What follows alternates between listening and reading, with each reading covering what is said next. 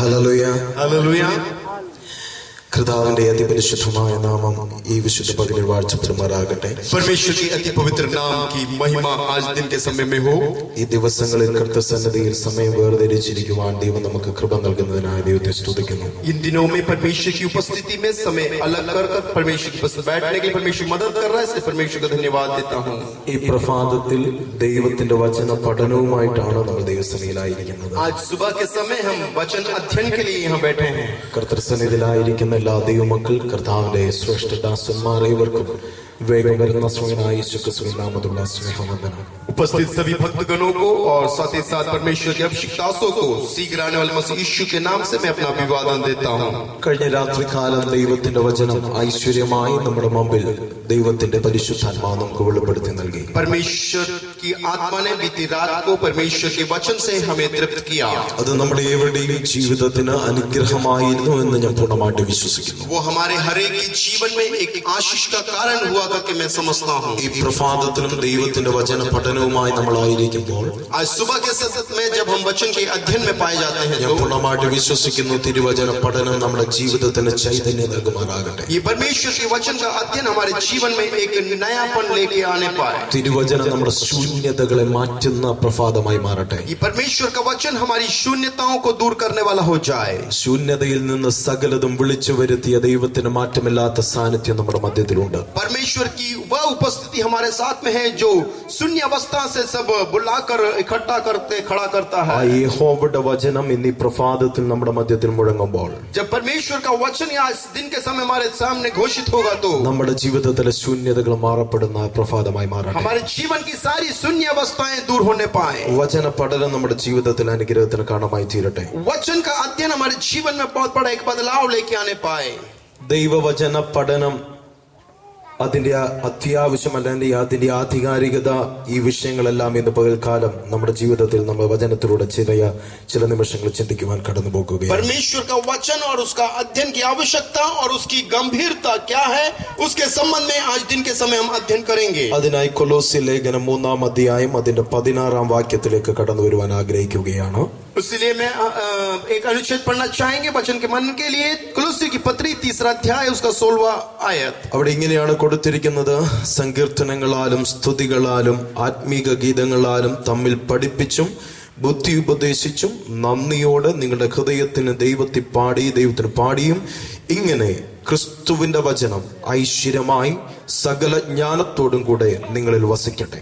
वहां पे इस प्रकार से लिखा हुआ है, मसीह के वचन को अपने हृदय में अधिकाई से बसने दो और सिद्ध ज्ञान सहित एक दूसरे को सिखाओ और चिताओ और अपने अपने मन में अनुग्रह के साथ परमेश्वर के लिए भजन और स्तुतिगान और आत्मिक गीत गाओ. നമ്മൾ വായിച്ച ആ വാക്യത്തിന്റെ അവസാന പാട്ടിലേക്ക് കടന്നു വരുമ്പോൾ जब हमने पढ़े हुए आयत के अंतिम आयतों का अंतिम भाग को देखेंगे तो അവിടെ ഇങ്ങനെയാണ് കൊടുത്തിരിക്കുന്നത്: वहाँ इस प्रकार से देखते हैं, ക്രിസ്തുവിന്റെ വചനം ഐശ്വര്യമായി സകല ജ്ഞാനത്തോടും കൂടെ നിങ്ങളിൽ വസിക്കട്ടെ. मसीह के वचन को अपने हृदय में अधिकाई से बसने दो. അപ്പോസ്തലനായ പൗലോസ് കൊലോസ്യ സഭയിലുള്ള ദൈവമക്കളെ പ്രബോധിപ്പിച്ചെഴുതുന്ന വാക്കുകളാണ് നമുക്ക് ഈ പത്രികയിൽ കാണുവാൻ हमने ये जो पत्री में जो पढ़ा, प्रेरित पौलुस कोलोसी की कलीसिया को लिख के देने वाला वो आयत को हमने यहाँ पढ़ा. അപ്പോസ്തലനായ പൗലോസിന്റെ ശിഷ്യനായ എപ്പഫ്രാസിലൂടെ സ്ഥാപിക്കപ്പെട്ട ദൈവസഭയാണ് കൊലോസിയിലുള്ള ദൈവസഭ. कुलुस्सी की कलीसिया जो है प्रेरित पौलुस के चेला एपफ्रास के द्वारा स्थापित किया गया कलीसिया है कुलुस्सी कलीसिया. ആ സ്ഥാപിക്കപ്പെട്ട സഭയിലെ ദൈവജനത്തെ ആത്മാർത്ഥമായി സ്നേഹിച്ചുകൊണ്ട് പൗലോസ് പ്രബോധിപ്പിക്കുകയാണ്. उस कलीसिया से प्रेरित पौलुस काफी घनिष्ठ प्रेम रखते हुए उस कलीसिया को लिखा हुआ पत्री है कुलुस्सी की पत्री. പൗലോസ് പറയുന്നത് ക്രിസ്തുവിന്റെ വചനം ഐശ്വര്യമായി സകല ജ്ഞാനത്തോടും കൂടെ നിങ്ങളിൽ വസിക്കുവാനിടയായി തീരണം. पौलुस कहता है, मसीह के वचन को अपने हृदय में अधिकाई से बसने दो और सिद्ध ज्ञान सहित एक दूसरे को सिखाओ. പൗലോസ് പറയാണ് ദൈവവചനം നമ്മുടെ ഉള്ളിൽ വസിക്കുവാനിടയായി തീരണം. पौलुस कहता है परमेश्वर का वचन हमारे हृदय में बसने पाए. അത് സാധാരണ നിലയിലുള്ള വാസമല്ല, നേരെ മറിച്ച് ഐശ്വര്യമായി സകല ജ്ഞാനത്തോടും കൂടെ വസിക്കുവാനിടയായി തീർന്നു. वो वचन साधारण तौर में हमारे अंदर नहीं बल्कि अधिकांश से बसने तो ഒരിക്കൽ ഒരു നിരീശ്വരവാദി ഒരു റോഡിൽ കൂടെ ഒരു സ്ഥലത്തൂടെ കടന്നു പോകുമ്പോൾ एक बार एक ऐसा व्यक्ति जो नास्तिक था वो इस प्रकार से रास्ते से चल के जा रहा था.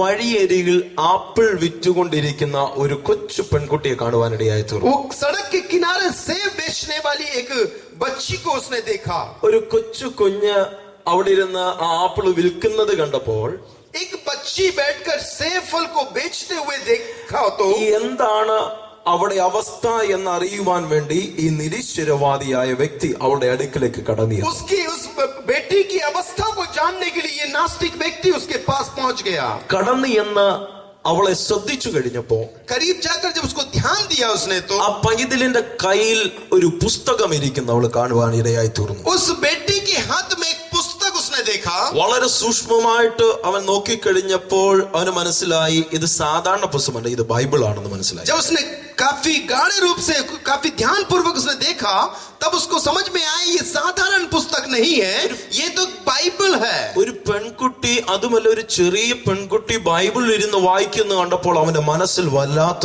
ദേഷ്യവും, കാരണം അവൻ ദൈവത്തിൽ വിശ്വസിക്കുന്നില്ല.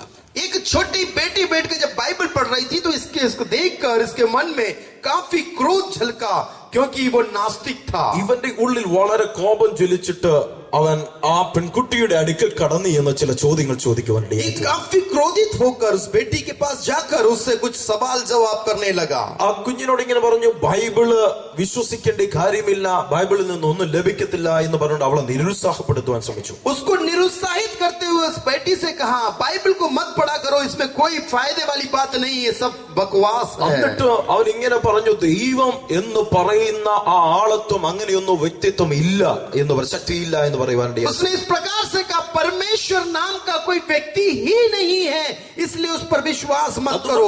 ബൈബിൾ പഠിക്കേണ്ട ആവശ്യകത ഇല്ല എന്ന് പറയുവാനിടയായി തോന്നുന്നു. उसने कहा बाइबल का अध्ययन करने की जरूरत नहीं है. എന്നാൽ ആ കൊച്ചു പെൺകുട്ടി ദേഷ്യപ്പെടുക ഒന്നും ചെയ്തില്ല, നേരെ മറിച്ച് സന്തോഷത്തോടെ ഒരു പുഞ്ചിരിയോടെ ആ പ്രായമുള്ള വ്യക്തി ജീവിതത്തിന് മറുപടി കൊടുക്കുവാനിടയായി തോന്നുന്നു. लेकिन इस बेटी ने क्रोधित नहीं हुई, बड़े मुस्कुराते हुए उसको एक बड़े ही कोमलता के साथ एक जवाब दिया. ആ അദ്ദേഹത്തിന്റെ മുഖത്തേക്ക് നോക്കിയിട്ട് അവൾ ഇങ്ങനെ പറഞ്ഞു, उसके चेहरे पर, नास्तिक के चेहरे पर देख इस प्रकार से कहा സൂര്യൻ ഉണ്ട് എന്ന് നിങ്ങൾ വിശ്വസിക്കുന്നുവോ? क्या आप विश्वास करते हैं कि सूर्य है? ഉടനെ അവൻ പറഞ്ഞു, വിശ്വസിക്കുന്നു, അതിന് കാരണങ്ങളുണ്ട്. उसने कहा हाँ मैं विश्वास करता हूँ क्योंकि उसका कई कारण है. ഉടനെ ആ പെൺകുട്ടി ചോദിച്ചു, എന്താണ് കാരണങ്ങൾ? क्या है कारण? ഒന്ന്, എനിക്ക് വെളിച്ചം ലഭിക്കുന്നു. पहली बात मुझे प्रकाश मिलता है. രണ്ടാമത് പറഞ്ഞത് എനിക്ക് ചൂട് ലഭിക്കുന്നു. दूसरा वो कहता है मुझे ताप मिलता है. ഇങ്ങനെ പല കാര്യങ്ങൾ വർണ്ണിച്ചുകൊണ്ട് സൂര്യനുണ്ടെന്ന് തെളിയിക്കുവാനിടയായി. इसे कई बातों को बताते हुए इसने सिद्ध किया कि सूरज तो है. ഉടനെ അവൾ ഒരു മറുപടി തിരിച്ചു കൊടുത്തു. पुनः उसने एक जवाब, उस बेटी ने एक जवाब और दिया उसको. സർവശക്തനായ ദൈവം ജീവിക്കുന്നു എന്ന് ഈ തിരുവെഴുത്ത് എനിക്ക് വ്യക്തമായിട്ട് വെളിപ്പെടുത്തി തരുന്നുണ്ട്. एक जीवित परमेश्वर है और वो जीवित है करके प्रमाण पवित्र शास्त्र देता है. എന്റെ ആത്മാവിന് ചൈതന്യവും ये हमारे जीवन में एक नयापन എന്റെ देता है. ജീവിതത്തിൽ വെളിച്ചവും ये मेरे जीवन में प्रकाश, എന്റെ നിരാശയെ മാറ്റി സന്തോഷവും ये मेरे निराशा को बदलकर आनंद में, എന്റെ രോഗങ്ങളെ മാറ്റി എനിക്ക് സൗഖ്യവും ये मेरे रोग को अलग करके चंगाई, നാളെയെ കുറിച്ചുള്ള ഭീതി എന്റെ ഉള്ളിൽ നിന്ന് മാറ്റി നാളെയെ കുറിച്ചുള്ള ഉറപ്പും कल के लिए भय को मेरे दिल से हटाकर एक आशा जागृत करता है. എന്നോട് കൂടെ സഞ്ചരിക്കുന്ന ദൈവത്തിന്റെ സാന്നിധ്യത്തെ കുറിച്ചും ഈ തിരുവെഴുത്തിനെ പഠിപ്പിക്കുന്നു. मेरे साथ में रहने वाले परमेश्वर की उपस्थिति के संबंध में भी ये वचन मुझे सिखाता है. അങ്ങനെയാണെങ്കിൽ ഈ വചനം എന്റെ കാലിന് ദീപമാണ്, ऐसा है तो ये वचन मेरे पांव के लिए दीपक, എന്റെ പാതയ്ക്ക് പ്രകാശമാണ്. मेरे मार्ग के लिए ज्योति है. നീ അന്ധകാരത്തിലേക്ക് പോകുമ്പോൾ ഞാൻ അത്ഭുത പ്രകാശത്തിലേക്ക് സഞ്ചരിച്ചു आप കൊണ്ടിരിക്കുകയാണ്. अनंत अंधेरे में की ओर जाएंगे तो मैं अनंत राज्य की ओर में जाऊंगा. പ്രഭാതത്തിലും എന്നെ കേൾക്കുന്ന പ്രിയ സഹോദരങ്ങളെ, आज सुबह के समय मुझे सुनने वाले प्रियो, ഈ തിരുവചന പഠനം എന്ന് പറയുന്നത് വെറുതെയല്ല നമ്മൾ ചെയ്യുന്നത്. ये हम परमेश्वर की वचन का अध्ययन जो करते हैं ये बेकार नहीं है. വചനം നമ്മളെ ജീവിപ്പിക്കുവാനിടയായി. ये वचन हमें जीवित करता है. ഈ വചനം നമ്മളെ ചലിപ്പിക്കുവാനിടയായി. ये वचन हमें चलाता है. അങ്ങനെ അങ്ങ് പൂർണ്ണമായ വിശ്വാസത്തോടെ നമ്മൾ ഈ തിരുവചനത്തിന് മുമ്പാകെ കടന്നു വരുവാനിടയായി തീരണം. ऐसा है तो काफी विश्वास के साथ और प्रार्थना के साथ इस वचन के सम्मुख आए. അമേരിക്കൻ പ്രസിഡന്റ് ആയിരുന്ന ജോർജ് വാഷിംഗ്ടൺ ഇങ്ങനെ പറയുവാനിടയായി തീർന്നു. अमेरिका का अध्यक्ष जॉर्ज वाशिंगटन इस प्रकार से कहा, It is impossible to rightly govern a nation without God and the Bible. इस प्रकार से उसने कहा कि एक शासन को चलाना मुश्किल है परमेश्वर और उसके वचन के बगैर. ലോകത്തെ മൊത്തം ഭരിച്ചുകൊണ്ടിരിക്കുന്ന ഒരു ദേശത്തെ ഭരിക്കുന്ന ഒരു രാജ്യത്തെ ഭരിക്കുന്ന പ്രസിഡന്റ് ഇങ്ങനെ പറയുകയാണ്, संसार पर हुकूमत करने वाले और संसार के बड़ा एक देश इसके अध्यक्ष इस प्रकार से कहता है, ദൈവമില്ലാതെ ബൈബിൾ ഇല്ലാതെ ഒരു രാജ്യത്തെ ഭരിക്കുക എന്ന് പറയുന്നത് ബുദ്ധിമുട്ടുള്ള കാര്യമാണ്. वहां का राष्ट्रपति कहता है कि ये मुश्किल है कि परमेश्वर का वचन और परमेश्वर के बगैर एक राष्ट्र की शासन करना. രാജ്യത്തെ ഭരിക്കേണ്ടതിന് ദൈവവചനത്തിന് അത്രമാത്രം ഇമ്പോർട്ടൻസ് ഉണ്ടെങ്കിൽ, यदि एक राज्य को एक राष्ट्र को शासन करने के लिए एक बाइबल इतना महत्वपूर्ण है तो നമ്മുടെ വ്യക്തിപരമായ ജീവിതത്തിലും हमारे व्यक्तिगत जीवन में നമ്മുടെ भी, കുടുംബ ജീവിതത്തിലും हमारे पारिवारिक जीवन में, നമ്മുടെ ജീവിതത്തിന്റെ എല്ലാ തലങ്ങളിലും हमारे जीवन के हर एक क्षेत्रों में ദൈവവചനത്തിന് അതിൻ്റെതായ മഹത്വമുണ്ട്. परमेश्वर का वचन काफी महत्वपूर्ण है. ഇതിനെ മുറുകെ പിടിച്ചുകൊണ്ട് ഇതിനെ മാർവോട് അണച്ച് സഞ്ചരിക്കുന്ന വ്യക്തി ജീവിതങ്ങൾ ഒരിക്കലും പരാജയപ്പെടുകയില്ല. इसको थामे रहते हुए इसके अनुसार जीवन जीने वाले कभी भी लज्जित नहीं होते. ആരൊക്കെ വിശ്വസിച്ച് മുറുകെ പിടിച്ചിട്ടുണ്ടോ ഈ വചനം അവരെയെല്ലാം ഉയർത്തിയിട്ടുണ്ട്. इस वचन पर कितने लोगों ने थामा है, भरोसा किया है, उन सभी को ये वचन ने दृढ़ता से खड़ा किया है. അങ്ങനെയാണെങ്കിൽ ഇന്ന് ഈ പ്രഭാതത്തിൽ പൗലോസ് പറയുകയാണ്, ക്രിസ്തുവിന്റെ വചനം ഐശ്വര്യമായി നിങ്ങളുടെ ഉള്ളിൽ വസിക്കുവാനിടയായി. ऐसा है तो प्रेरित पौलुस आज सुबह के समय इस प्रकार से वचन के द्वारा कहता है, पर मसीह के वचन को अपने हृदय में अधिकाय से बसने दो. പലപ്പോഴും നമ്മൾ ദൈവവചനത്തെ കേൾക്കുന്നവരാണ്, कई बार हम परमेश्वर के वचन को सुनते हैं, എന്നാൽ പലപ്പോഴും ആ ദൈവവചനത്തിന്റെ ആഴങ്ങൾ നമ്മുടെ ഉള്ളിൽ വേണ്ടുന്ന ഫലം പുറപ്പെടുവിക്കുന്നില്ല. लेकिन परमेश्वर का वचन जो सुनते हैं वो कई बार हमारे हृदय की गहराई में उतरता भी नहीं है और वो फलवंत भी नहीं होता. നമ്മുടെ കർത്താവ് പറഞ്ഞ ഒരു ഉപമ, हमारे मसीह ने कहा हुआ एक दृष्टांत, ഒരിക്കൽ ഒരു വ്യക്തി വിത്ത് വിതയ്ക്കുവാൻ പുറപ്പെട്ടു. एक बार एक बीज बोने वाला बीज बोने निकला. വിത്ത് വിതച്ചുകൊണ്ട് താൻ സഞ്ചരിക്കുമ്പോൾ जब वो बीज बो रहा था तब കുറച്ചു വിത്ത് വഴിയരികിൽ വീണു, कुछ मार्ग में गिरा, കുറച്ച് പാറമേൽ വീണു, कुछ चट्टानों पर गिरा, കുറച്ച് മുള്ളിനടിയിൽ വീണു, कुछ कटीली झाड़ियों में गिरा, കുറച്ച് നല്ല സ്ഥലത്ത് വീണു. कुछ अच्छी भूमि पर गिरा. അപ്പോൾ 4 നിലയിലുള്ള അവസ്ഥകൾ വചനത്തെ സംബന്ധിച്ച് അവിടെ പറഞ്ഞിരിക്കുന്നു. वहां पे वचन के संबंध में 4 अवस्थाओं के विषय में कहा गया है. വഴിയരികിൽ വീണ വചനമാകുന്ന വിത്ത് അവിടെ കർത്താവ് ഇങ്ങനെ പറഞ്ഞു, പറവകൾ വന്ന് കൊത്തിയെടുത്തു കൊണ്ടുപോയി. वहां पर मार्ग में गिरा हुआ बीज को चिड़ियों ने आकर चुग के ले गए. പാറസ്ഥലത്ത് വീണത് സ്വല്പം മണ്ണുള്ളത് കൊണ്ട് സ്വല്പം ഒന്ന് വളർന്നു വന്നു, എന്നാൽ വളരെ ചൂടടിച്ചു കഴിഞ്ഞപ്പോഴത്തേക്കിന് അതില്ലാതായി പോയി. चट्टान पर गिरा हुआ बीज थोड़ा सा मिट्टी होने की वजह से थोड़ा सा बड़ा, उसके बाद धूप पड़ने से सूख गया. മൂന്നാമത് പറയുന്നത്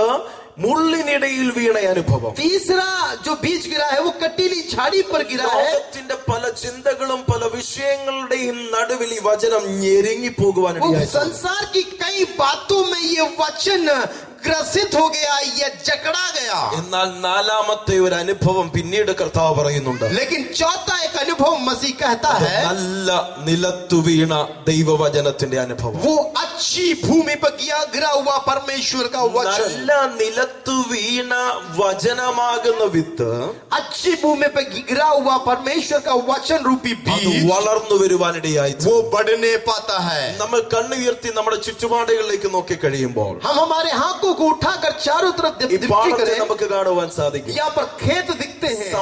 സമയങ്ങളിൽ അതിൽ വിതയ്ക്കപ്പെടുന്ന വിത്തിന് വെള്ളവും വളവും എല്ലാം കൊടുത്ത് നല്ല നിലത്തു വീണ് കഴിയുമ്പോഴത്തേക്കിന് ഒരു കൃഷിക്കാരന്റെ പ്രതീക്ഷ എന്ന് പറയുന്ന നല്ല ഫലം പുറത്തു വരണമെന്നുള്ളതാണ്. एक किसान की एक आशा ये है कि वो जमीन पर मट्टी में बीज और पानी और खाद को पर्याप्त मात्रा में डालने के बाद वो यही चाहता है कि इसमें से अच्छी फसल निकले। അതുപോലെ തന്നെയാണ് ദൈവവചനം നമ്മുടെ നല്ല ഹൃദയത്തിനുള്ളിലേക്ക് വീണ് കഴിയുമ്പോൾ അത് 30, 60, 100 മേനിയായി ഫലം കായ്ക്കുവാനിടയായി. वो परमेश्वर का वचन अच्छे हृदयों में जब गिरता है तब वो 30 गुना, 60 गुना और 100 गुना फलवंत होता है। അപ്പോസ്തലനായ പത്രോസ് ഇങ്ങനെ പറയുന്നുണ്ട്, पत्रस इस प्रकार से कहता है, ഇപ്പോൾ ജനിച്ച ശിശുക്കളെ പോലെ अभी जन्मे बच्चों के समान രക്ഷയ്ക്കായി വളരുവാൻ, उद्धार के लिए बढ़ने के लिए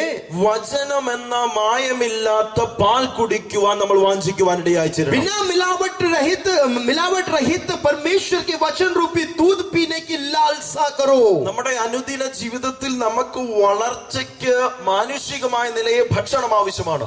हमारे मानसिक तौर पर हमें बढ़ने के लिए हमें कुछ भोजन की जरूरत होती है। പ്രഭാതത്തിൽ, ഉച്ചയ്ക്ക്, വൈകുന്നേരത്ത് മാനുഷികമായ നിലയിൽ 3 പ്രാവശ്യമാണ് നമ്മൾ ഭക്ഷണം കഴിക്കുന്നത്. मानसिक तौर पर 3 बार हम भोजन करते हैं, एक नाश्ते के रूप में, एक मध्याह्न भोजन और रात्रिकालीन भोजन के रूप में 3 बार खाते हैं। ചിലരുണ്ട് 4, 5 പ്രാവശ്യം കഴിക്കുന്നവരുണ്ട്. कुछ लोग 4 या 5 बार भी खाते हैं। എന്നാലും ചിലരെ കണ്ടു കഴിഞ്ഞാൽ കഴിക്കുന്നതായിട്ട് തോന്നത്തേയില്ല. 4-5 बार खाने के बावजूद भी देखेंगे तो बरबटी जैसे दिखते हैं। അപ്പോൾ പൗത്രോസ് പറയുകയാണ്, വളരുവാൻ എന്താണ് സംഭവിക്കേണ്ടത്?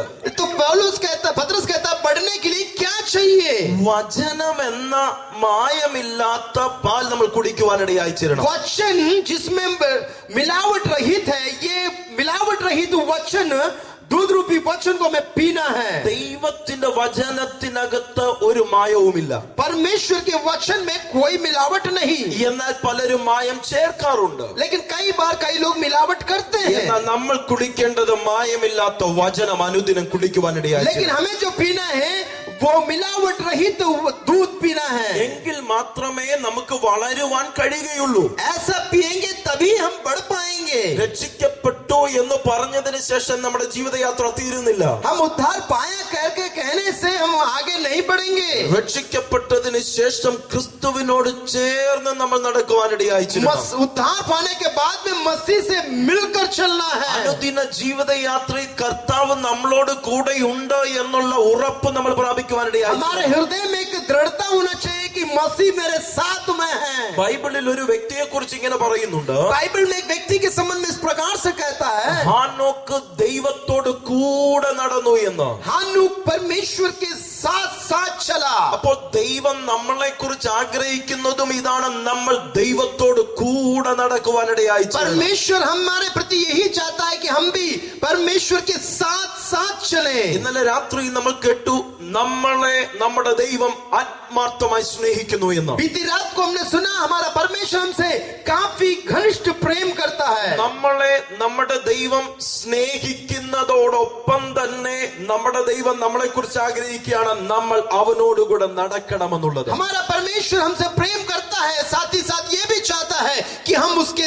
साथ साथ चले। അപ്പോൾ ദൈവത്തോട് കൂടെ നടക്കേണ്ടതിന് നമ്മളെ ബലപ്പെടുത്തുന്നതാണ് ദൈവത്തിന്റെ തിരുവചനം. परमेश्वर के साथ साथ चलने में हमें बलवंत करने वाला बात है परमेश्वर का वचन। അനുദിന ജീവിത യാത്രയിൽ നമ്മൾ ഇത് രാപ്പകൽ ധ്യാനിക്കുവാനിടയായി. हमारे दैनिक जीवन में हमें इसको रात दिन इसका ध्यान करना है। ഇന്ന് പ്രഭാതത്തിൽ നമ്മൾ 2 വ്യക്തി ജീവിതങ്ങളെ എടുത്തൊന്ന് ചിന്തിക്കുവാൻ പോകുകയാണ്. आज सुबह के समय में हम 2 व्यक्तियों के विषय में मनन करेंगे। ദൈവവചനത്തിന് അവിടെ ജീവിതത്തിൽ പ്രാധാന്യം കൊടുത്ത 2 വ്യക്തി ജീവിതങ്ങൾ. परमेश्वर के वचन को अपने जीवन में प्राथमिकता दिए हुए 2 लोग, അവർ ജീവിതത്തിൽ ദൈവവചനത്തിന് എങ്ങനെ പ്രാധാന്യം കൊടുത്തു എന്നുള്ളത് വചനം വ്യക്തമായിട്ട് പഠിപ്പിക്കുന്നുണ്ട്. उन्होंने परमेश्वर के वचन को किस प्रकार से प्राथमिकता दिया उसके संबंध में परमेश्वर के वचन में लिखा है। യസ്രായുടെ പുസ്തകം एज्रा नबी की पुस्तक 7-ാം അധ്യായം उसका 7वां अध्याय അതിന്റെ 6 മുതൽ 10 വരെയുള്ള വാക്യങ്ങളിലേക്ക് കടന്നു വരുമ്പോൾ, പ്രത്യേകിച്ച് 10ാം വാക്യത്തിലേക്ക് കടന്നു വരുമ്പോൾ, जब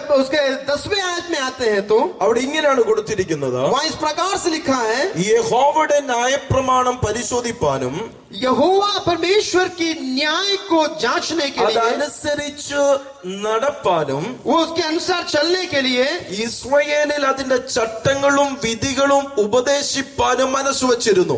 वो इस्राएल को उस बात को चिताने के लिए और उसको मानने के लिए आज्ञा दिया। ഇവിടെ ഒരു വ്യക്തി ജീവിതത്തെ കുറിച്ച് പറഞ്ഞിരിക്കുകയാണ്. वहां पर एक व्यक्ति के विषय में कहा गया है, ഈ എസ്ര എന്ന് പറയുന്ന ഒരു വ്യക്തി ജീവിതം. यज्रा नामक एक व्यक्ति. ഈ എസ്ര എന്ന് പറയുന്ന ആ